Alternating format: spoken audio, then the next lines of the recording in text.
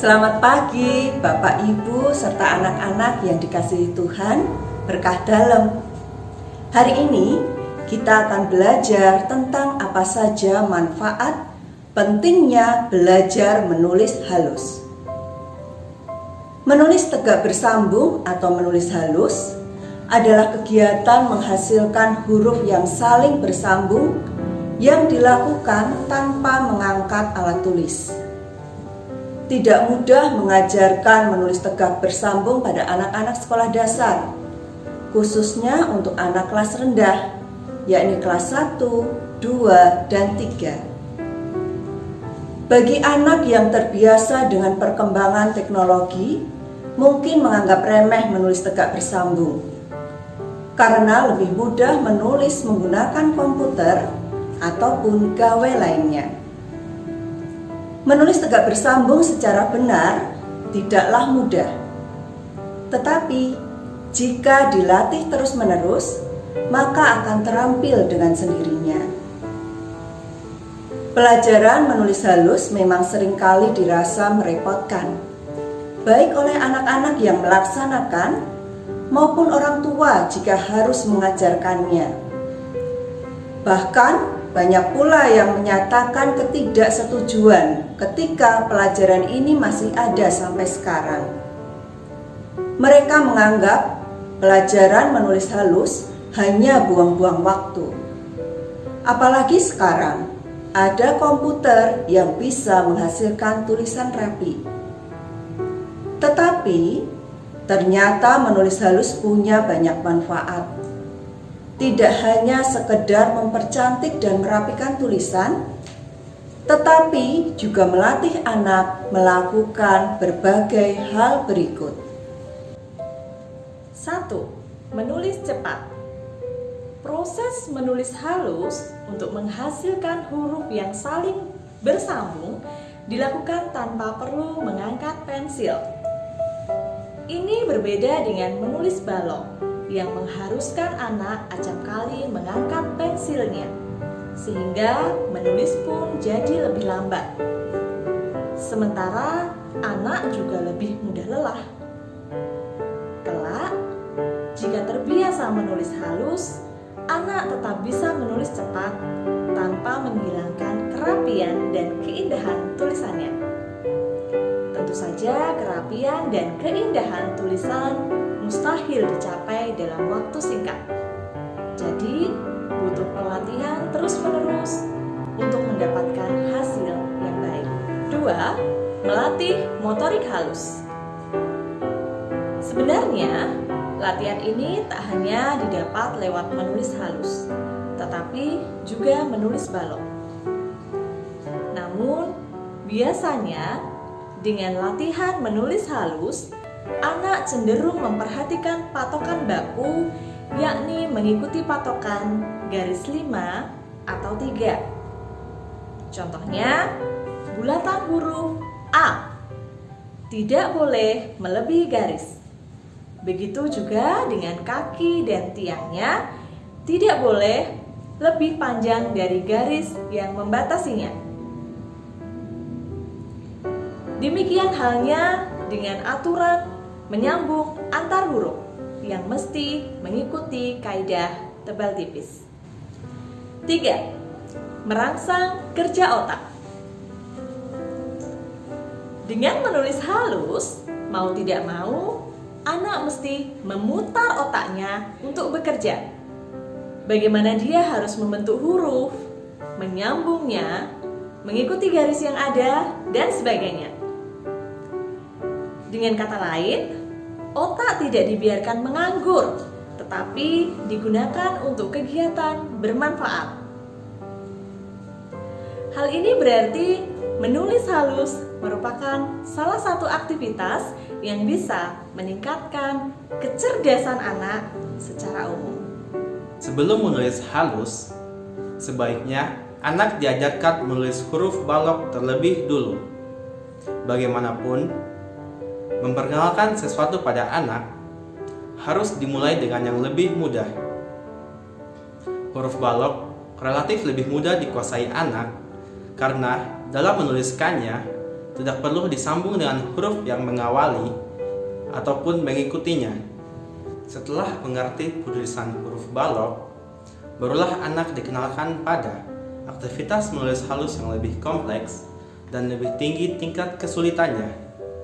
Ketika pertama kali mengajari anak menulis halus, biasanya akan muncul banyak keluhan. Hal ini dikarenakan kemampuan motorik halus anak memang belum matang. Ia masih mengalami kesulitan untuk mematuhi batas-batas garis.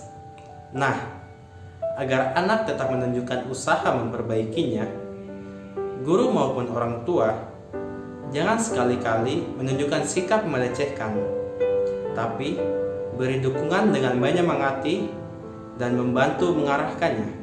Baik orang tua maupun guru hendaknya memahami perbedaan tiap anak yang memang sifatnya amat individual. Ada yang cepat daya tangkapnya, ada juga yang lambat. Ada yang tulisannya bagus dan enak dibaca, namun tak sedikit yang membentuk kriwil-kriwil yang sama sekali sulit dibaca. Dengan kata lain, jangan pernah membanding-bandingkan kemampuan anak yang tulisannya bagus dengan anak yang tulisannya jelek. Hasil pembelajaran yang baik membutuhkan proses yang panjang dan berbeda-beda untuk setiap anak. Terima kasih. Mari kita belajar bersama bagaimana cara menulis halus yang baik dan benar bersama Ibu Lucia Tri Astuti. Halo, selamat pagi anak-anak semuanya. SD Kanisius Prabon 1 Surakarta, dari kelas 1 sampai dengan kelas 6 yang sedang belajar di rumah. Bagaimana kabarnya? Semoga semuanya sehat-sehat. Anak-anak, marilah hari ini kita belajar bersama-sama bagaimana cara menulis huruf tegak bersambung dengan baik dan benar. Nah, anak-anak yang harus diperhatikan, huruf tegak bersambung itu menggunakan perbandingan 1:3. Nah, lihat contoh yang ada di papan tulis ini. Huruf yang ada di sini adalah contoh huruf tegak bersambung huruf kecil. Nah, dalam menulis huruf tegak bersambung huruf kecil, semua dimulai dari bawah. Ini seperti ini, semua ada sambungannya bermula dari bawah. Jadi misalnya A, nah ini semuanya dari bawah. Ini huruf kecil tegak bersambung, jadi semua diawali dari bawah. Ketika nanti menulis huruf tegak bersambung sudah menjadi sebuah kata, kalimat, itu kita gerakan tangannya tidak pernah berhenti, ya, tidak putus-putus. Berbeda dengan huruf lepas atau huruf gebrik istilahnya. Huruf kecil dalam huruf tegak bersambung itu ada yang satu kotak. Nah, ini diantaranya seperti ini ya. Yang satu kotak itu kita lihat di sini ada C, M, N, R, S, V, W, X, Y. Kemudian A, E, I, O, U. Itu yang satu kotak. Nah, yang tiga kotak diperhatikan di sini ada B, ada H, K, L, kemudian G, J, Y. Kemudian ada huruf yang dua kotak saja, yaitu P, Q, D, T. Tapi ada satu huruf yang membutuhkan 5 kotak, yaitu huruf seperti ini. Siapa yang tahu atau yang masih ingat, yaitu huruf F. Nah, ketika huruf-huruf itu kita sambung menjadi sebuah kata, nah kita perhatikan bahwa kalau sudah menjadi kata itu tidak terputus-putus ya. Sambungannya itu digunakan untuk menyambung huruf satu dengan huruf yang lainnya. Misalnya nih ibu. Kita lihat I-nya seperti ini, kemudian digabung dengan B, kemudian dengan U. Nah, seperti ini. Ibu. Kemudian bapak, adik, kakak. Nah, ini dalam menulisnya tidak ada putusnya. itu namanya tegak bersambung. Dan sekali lagi semua huruf kecil dimulai dari bawah ya menulisnya. Nah, yang benar lagi bahwa setiap sambungan itu sebenarnya harusnya lebih tipis dari garis yang lainnya. Sambungannya ini lebih tipis dari lainnya. Jadi ketika menyambung itu tipis. Kemudian yang tebal itu hanya kalau itu gerakan ke bawah, misalnya seperti ini ya. Misalnya Y lagi ini, misalnya membuat satu contoh lagi ini Y. Ini lihat tipis, nah ke bawah tebal. Ini tebal, kemudian kalau naik sambungan tipis. Oke. Miring, tegak, miring. Itu kalau dibaca dengan bahasa seperti itu. Kemudian atau ketika miring itu harus tipis. Jadi tipis, tebal, tipis gitu ya. Tipis, tebal, ke bawah tebal lagi, kemudian tipis. Itu yang benar seperti itu. Itulah cara menulis tegak bersambung yang baik dan benar pada huruf kecil. Demikian ya anak-anak, bentar lagi kita akan mencoba untuk belajar yang huruf tegak bersambung, huruf kapital atau huruf besar. Ya, anak-anak sekarang akan kita lanjutkan bagaimana belajar menulis huruf tegak bersambung, huruf kapital atau huruf besar ya. Kita lihat contoh di papan tulis ya. Semua huruf tegak bersambung, huruf kapital atau huruf besar itu depannya tidak menggunakan garis sambung. Nah, ini tidak ada ya. Tidak ada garis sambungnya, yang ada di belakangnya ya. Beda dengan huruf kecil tadi, semua huruf kecil, huruf tegak bersambung itu di depannya pasti ada garis ini. Nah, ini huruf kecil ya, yang huruf kecil itu ada garis sambungnya di depan, tetapi di awal itu. Tapi kalau huruf besar semuanya tidak ada ya, tidak ada. Nah, itu di awal tidak ada.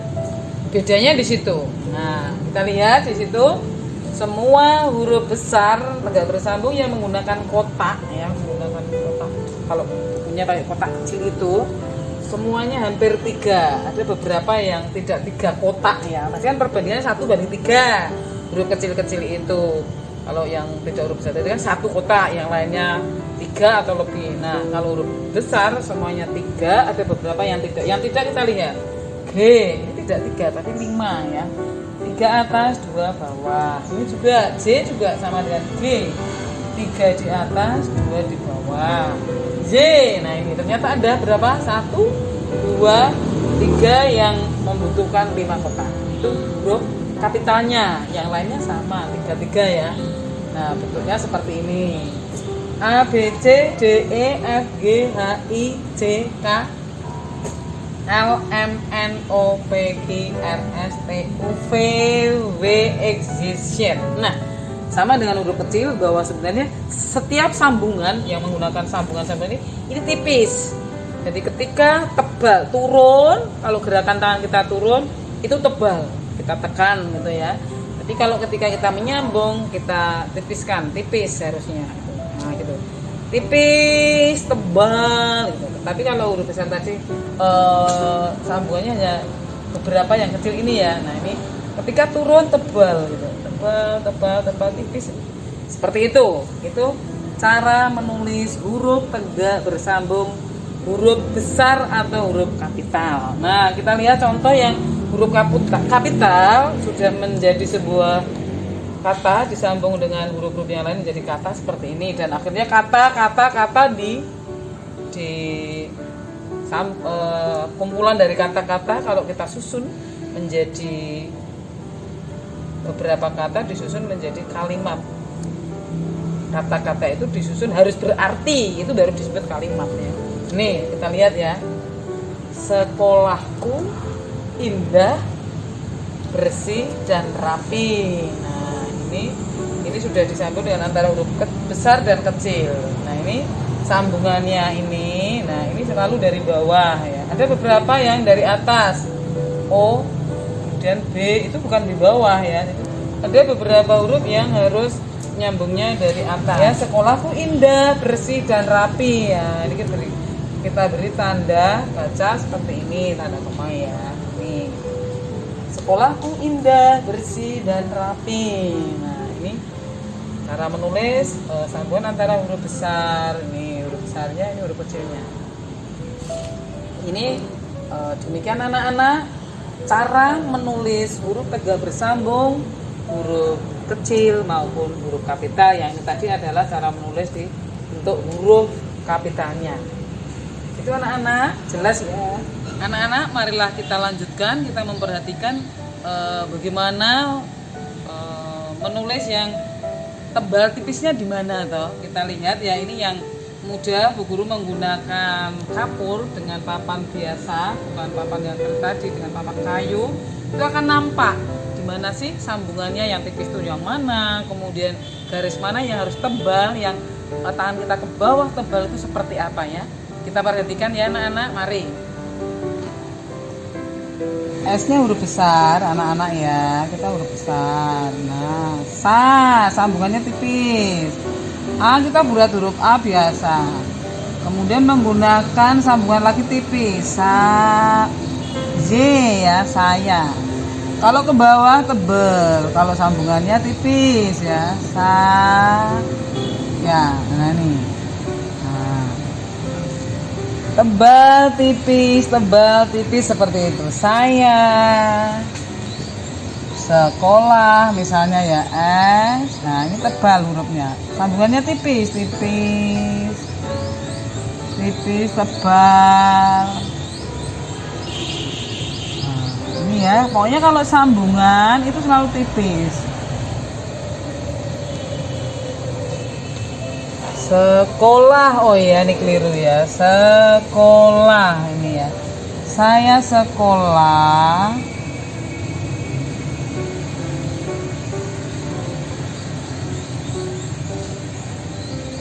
di ya,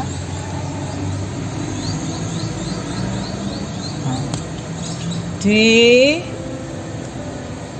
SD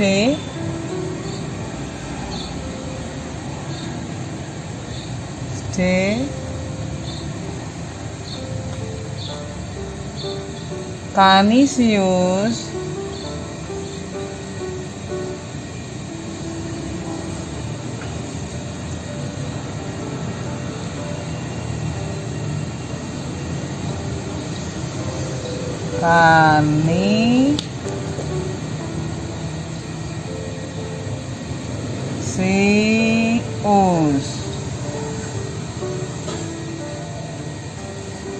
Nah, ini kelihatan ya tebal tipisnya. Setiap sambungannya tipis-tipis. Kanisius ke Prabon.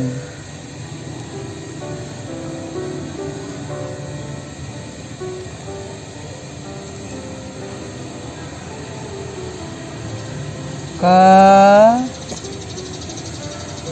Prabon. Nah, setiap turun tuh kita tekan ya. Ke Prabon 01. Nah, ke Prabon 1. Saya sekolah di SD Kanisius ke Prabon 1. Kita lihat tebal tipisnya ya, udah kelihatan kan beda ya itu. Jadi yang tebal adalah gerakan tangan yang ke bawah ya, yang ke bawah. Kalau yang miring-miring, yang sambungan itu selalu tipis, dan yang lainnya huruf yang agak miring itu yang membutuhkan tipis ya. Saya sekolah di SD Kanisius ke Prabon 1.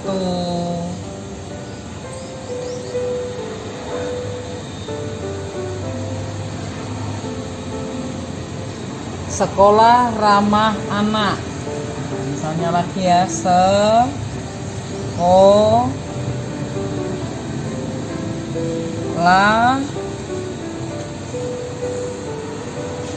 ramah anak.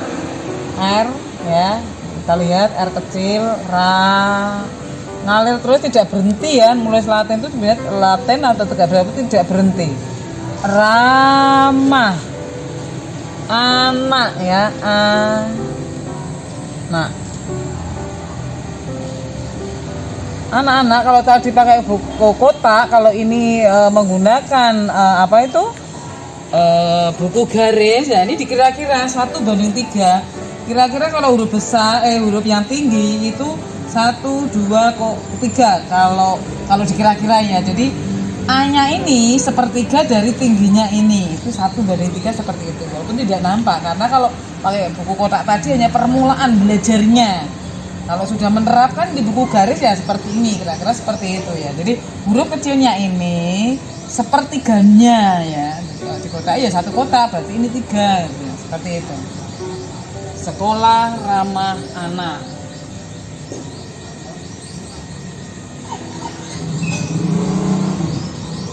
Halaman ya, di sini ya. Halaman sekolah Kota Baru 1 ini kelihatan bersih ya. Nah, halaman. Nah, ini ada tebal tipisnya kelihatan ya. Halaman sekolahku.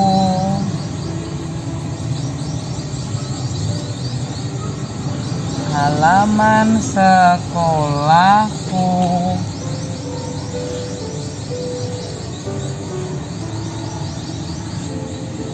Bersih. B ya, kita perhatikan. Bentar saya ulang karena tidak nampak itu garisnya ya. Bersih.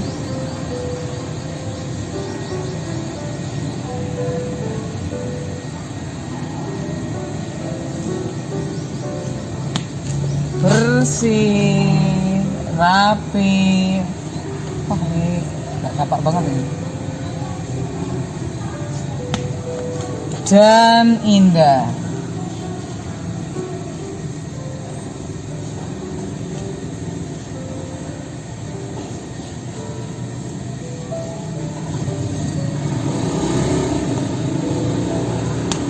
Nah, demikian anak-anak ya. Demikian anak-anak bagaimana tadi menerapkan mana yang tipis, mana yang tebal, kira-kira seperti ini ya. Dan perhatikan perbandingannya, jangan huruf kecilnya separuh dari garis ini, jangan, berarti itu perbandingannya salah ya. Sekali lagi, dalam menulis tegak bersambung dengan menggunakan perbandingan 1:3. Kalau huruf yang lepas atau gedrek itu 1:2. Jadi sekali lagi ya, ulangi, perbandingan dalam menulis huruf tegak bersambung 1:3. Dan yang perlu diperhatikan, semua garis miringnya, yang garis sambungnya itu menulisnya adalah lebih tipis dari yang lainnya. Demikian anak-anak, kita belajar hari ini tentang bagaimana cara menulis huruf tegak bersambung dengan baik dan benar. Terima kasih, berkah dalam.